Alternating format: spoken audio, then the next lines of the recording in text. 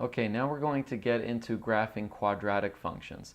You can always recognize a quadratic function because the highest power that's present is x squared. You'll always see a squared term as the highest power. So that's a giveaway that you're dealing with a quadratic. Now there are many different forms. There's general form and there's vertex form. And today I'm going to show you how to graph a quadratic using this vertex form. So on the screen you can see the equation for the vertex form. And just as a tip for you this time, if the value of a is positive, then the parabola or the quadratic is going to be shaped kind of like a bowl. It's going to open upwards. Some people say that if it's happy, then it's shaped like a smile. So that's a positive feeling when you feel happy, and it's going to open upwards like a smile would. But if you're sad and you're feeling negative, and if the value of a is negative, then it's going to be like a frown, and you're going to be very sad, and it's going to open downward like that. So those are my tips for you. The vertex for a parabola in this form is h comma k. So you can simply get the value of the vertex, which is that maximum or minimum point, just by looking at the values of h and k. All right, so that's my tips for you today, and I'll see you after the video's over.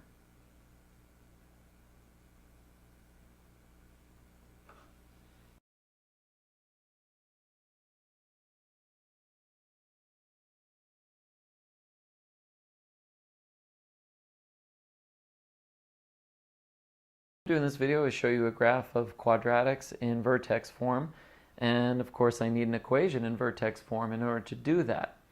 So here is the general format for a quadratic, which also is a parabola. You have a value of a as the coefficient, x minus h, quantity squared, plus k. Actually, probably should be minus k, but we'll just leave that alone. Anyway, so this is the general format for an equation in vertex form. So now, how do we figure out what's going on in this graph if we know that the equation is in this form? So, all right, well, a is a negative number. And when a is a negative number, that tells us that the graph of the parabola, whatever it is actually pointing down. So that's the information we can get from this first part. Here, I can see that the vertex, which is how this equation gets its name, is the point h comma k. This is the vertex point, and it's either a maximum or a minimum point. Now, I can see here that this says x minus 3, so the value of the h or x coordinate for the vertex is 3, and this value of k is 4, so this tells me that the vertex point is the point 3 comma 4, which is right here.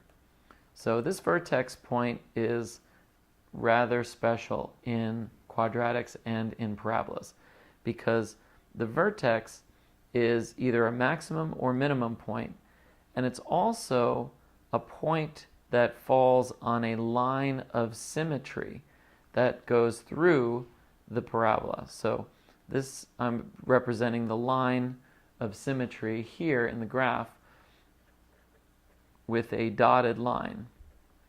So it's not really part of the graph, but it is what I'm going to use to help me create and construct the rest of the parabola.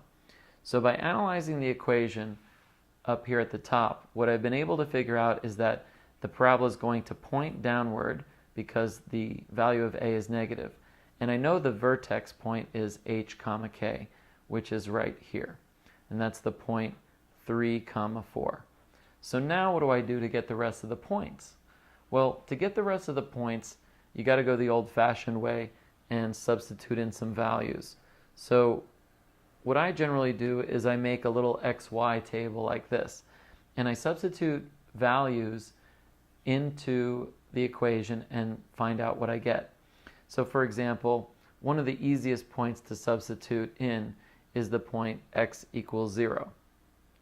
Now, if x is equal to 0, then I have 0 minus 3, which is just negative 3. And negative 3 squared is 9. So if I were to substitute 0 into the equation, I would have negative 9 plus 4.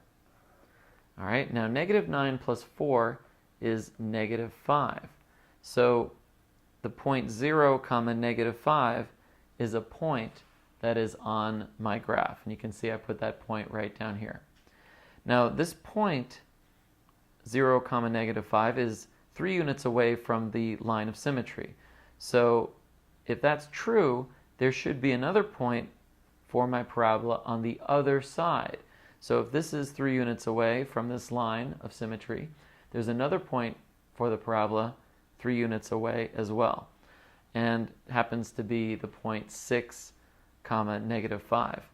So I'll get the same exact answer if I were to put 6 into this equation. I'll get the exact same answer. So by getting 1 point, I will actually use this line of symmetry and it'll give me 2 points instead. All right, let's pick another easy number like 1. 1's a great number.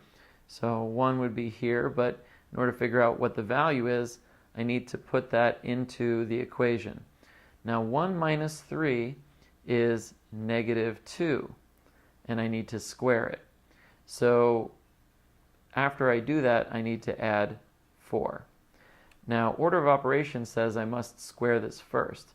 So this would be negative 2 squared, which is 4. And negative 1 times 4 is negative 4. And adding 4 makes 0. So that means that the point 1 comma 0 is another point in the graph of my parabola. And since it's 2 units away from the line of symmetry, I've got another point 2 units on this side. Now, with these 5 points, I can construct a decent parabola. So I'm going to play connect the dots and make my parabola curve down on this side, play connect the dots on this side, and curve down on that side. So that is how I get the graph of my parabola. So that is graphing quadratics in vertex form. Once you have the equation in vertex form, you get a lot of information about the vertex point and the direction, whether this parabola opens up or down. And that's all I have for you. See you next time. Okay, you just watched the video on graphing quadratics, which would also be titled graphing parabolas because they have the exact same shape when you graph them. And they mean the same thing. A quadratic is a parabola if you graph it. The general form is on your screen. I recommend that you commit that to memory, so that way you can rearrange equations into that form and easily figure out whether that parabola is opening up or down, and you can also find the vertex point. So remember, the value of a is going to tell you whether that function opens upward or downward. If it's positive, the parabola is going to open up, and if it's negative, it's going to have a maximum point, but it's going to open downward. So keep that in mind. And then finally, the vertex point is the point h comma k. So once you have the equation in this format, you can just simply identify the vertex point by analyzing the equation. That's it for now, and if you need another video, just click on the one that you need, and I'll see you later.